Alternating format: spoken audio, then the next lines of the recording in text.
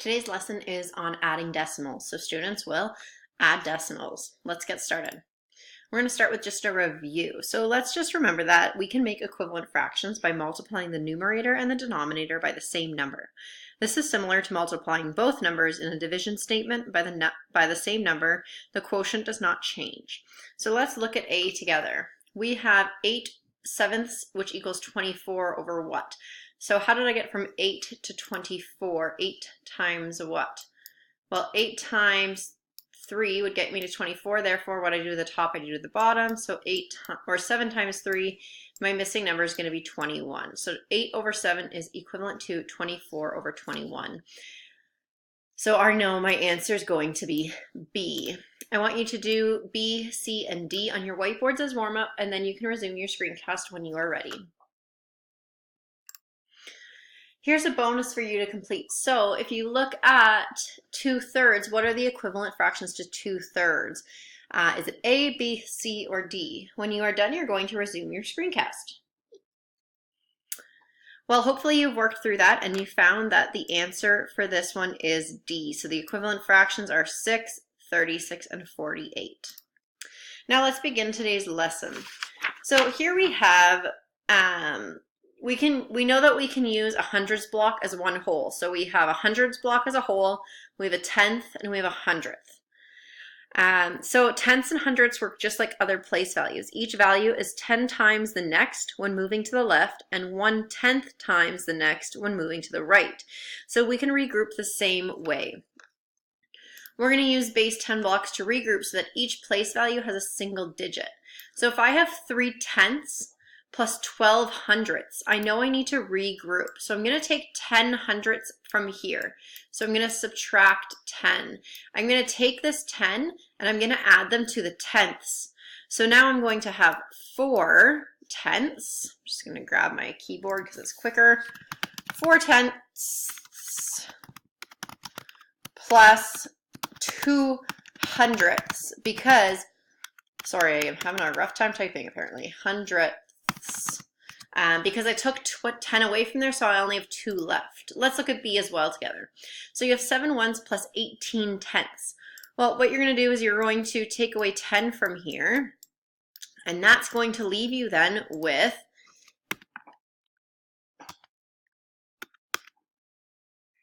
8 ones plus 8 tenths as your answer. Okay, I want you to try C on your own. So you have 7 ones plus 15 tenths plus 14 hundredths. So you're going to do your regrouping on your whiteboard, and then you can resume your screencast to check your answer. So hopefully you've done the math here to figure out that the answer should come to 8 ones plus, you have 6 tenths plus 4 hundredths. So if you don't understand how I got this answer, you first need to start by taking 10 of these away, and you're going to add them here. So add a tenth, which gives you 8 ones. Then you're going to take away 10 from here. It's going to give you 4 hundredths. You're adding it back onto here, so you end up with 6 tenths. So you have 8 ones, 6 tenths, 4 hundredths. Now in your head, you're going to regroup without using base 10 blocks. So I want you to try these ones on your whiteboard. 7 hundredths plus 13 thousandths, 1 hundredth plus 35 thousandths, and so on. In parts D and E at the bottom, you're going to have to regroup twice like we just did in the previous example. When you're done, you're going to resume your screencast. So let's just quickly go over a few of these answers before we move on to the next part of the lesson to make sure that you're regrouping properly.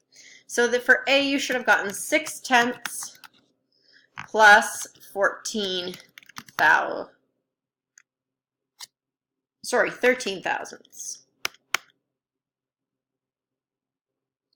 And by 13, I mean, let's just start over.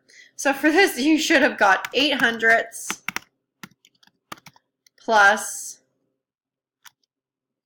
3 thousandths. Let's just look at B together as well. So you had 100ths plus 35 thousandths. So here you should have ended up with 400ths plus 5 thousandths.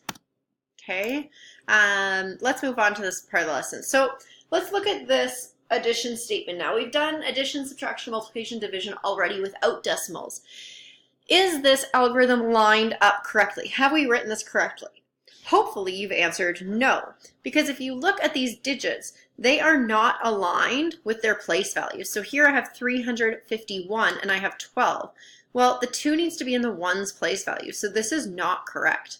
If I wanted to write this correctly, I would need 351, then I need the 2 in the 1's column and the 1 in the 10's column. I need to make sure my digits are all lined up in the proper place values. So let's look at this example here. So we have 21 plus 14, which equals 35. If I wanted to write this vertically, I need to line up the 1 and the 4 and the 2 and the 1. I need to line up the 1's column, line up the 10's column, then I can just simply add the columns up. So I can just add 1 plus 4 is 5, 2 plus 1 is 3. So I end up with 35. Now, I wanted to write this in fractions. I could write 21 tenths plus 14 tenths, which equals 35 tenths. Or I could also write it in hundredths as well, like shown below. Let's look at these examples by lining up the place values on grid paper. So you might want to do this in your journal so you have the grid, or if you feel comfortable, you can also do it on your whiteboard. So if I want to line these up, I need to line up the 1's digit, which is the 3, decimal 4. I need to make sure that my tenths and my decimal all line up. So I need to put the 1, decimal 5. So my decimals are always in line with each other. My tenths are in line and my 1's are in line. So 4 plus 5 is 9. My decimal stays right in line for my answer, and then 4. So the answer is 4 decimal 9. I want you to try B, C, and the bonus, making sure you're paying attention to lining up those place values properly. So here's some more exercises for you to complete either on your whiteboard or in your journal. Now we have a few more digits to worry about. So I've given you the algorithm already lined up. All you're doing is adding the digits. So let's start with A together. So 5 plus 4 is 9. I'm going to put the decimal right in the same column. It's not going to move. 3 plus 1 is 4. 2, if there's nothing here, we assume it's 0. So 2 just stays there. So the answer is 24.9. Let's look at B together. So we have 4 plus 8, it's 12. I'm going to put the 2, carry the 1. 7 plus 5 is 13. Add the 1, is 12. Add the 1, you're going to get 13. My decimal goes exactly in line with the other ones. Carry my 1. Now I have 1 plus 2, which is 3, plus 3 is 6. So my answer is 6.32. Take note that all my digits are still lined up in the proper columns and my decimals are lined up. I want you to try C, D, and E on your whiteboards or in your journals, and then you're going to resume on with your screencast. So when you're using the standard algorithm, you should use the same structure as in the place value chart, aligning the place values that we've been working on. So just as in the place value chart, when a digit is missing, like here, we just regard it as 0. So just a reminder, 3.7 we know is also equivalent to 3.70. So regarding the empty spot after the 7 as a 0 makes perfect sense. So I could just assume this is 0 then.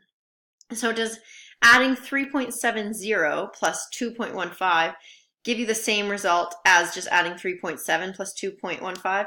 Yes, it's going to give you the same. So 0 plus 5 is going to be 5. 7 plus 1 is 8. My decimal stays right in that same spot. And then 3 plus 2 is 5. So if you ever have an empty spot in your algorithm, you're just going to assume it's 0. So here's a few more exercises for you to work on. So we're going to start by lining these up. 0.78 plus 0.4. Now, in the question, there's no 0 here, but we know that 0.4 is equivalent to 0.40. Now I can add 8 plus 0 is 8, 7 plus 4 is 11, carry my 1, 1 plus 0 plus 0 is 1, and I can't forget to put the decimal back in, otherwise my answer is wrong. So I want you to try B, C, and D on your whiteboards or in your journals, whatever is easiest for you, and then you're going to resume your video. So here we have 32.47. So how can you line up the decimal points when 32 has no decimal? Where should the decimal point go in 32? Well, we know that 32, we can put the decimal right after the 2, and it would be the same as saying 32.0. So it has 32 as a whole number, it has 0 tenths. So a whole number is always understood to have a decimal point immediately to the right of the ones digit, even if it is not shown. So now we can easily add up these decimal points, and we can add like we've been doing. So that looks more like a 0, 7. Now I can add. So 0 plus 7 is 7. Put my decimal in. 2 plus 4 is 6. And then 3 plus 0 is 3. So my answer would be 36.7. Here are some exercises for you to do on your whiteboard or in your journal, whichever is easier, and then you're going to resume your screencast. Before we jump into our jump math, let's look at one word problem for practice. So Marco placed a 1.23 meter long table along a wall 3 meters long. If his bed is 1.89 meters long, will it fit along the same wall? So my given information I'm going to highlight. So I know the table is 1.23 meters long, the wall is 3 meters, and his bed is 1.98 meters long. We want to know if it will fit. We want to know if it will fit in that 3 meter spot. So I want to add 1.23 to 1.89. So I'm going to add these, I'm going to add them up, then I'm going to 3 plus 9 is 12, carry my 1. 8 plus 2 is 10, plus 1 is 11. Put my decimal back in, carry the 1, that's 3. So he needs a spot of 3.12 meters. So will it fit? No, the answer it won't fit because he has decimal 12 hundredths, he's too short of space. He only has 3 meters to work with. So now you're going to open up your jump math book and you're going to complete pages 15 to 17 for your assignment, and then you're going to check in with me as you're finished.